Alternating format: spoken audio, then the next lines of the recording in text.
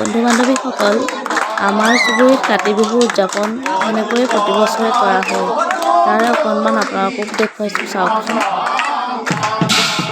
চুবুৰীটো প্ৰত্যেকৰ ঘৰে ঘৰে এনেকৈ কাতি বিহু পালন কৰাৰ পিছত যিখিনি দণ্ড খৰচা পইচা পোৱা যায়, সেইখিনিৰে খেতিত দেওবাৰ এটাত বহুত ধুনীয়াকৈ ভোজ এটাৰ আয়োজন কৰে আৰু সকলোৱে মিলিজুলি সেই ভোজ খায়।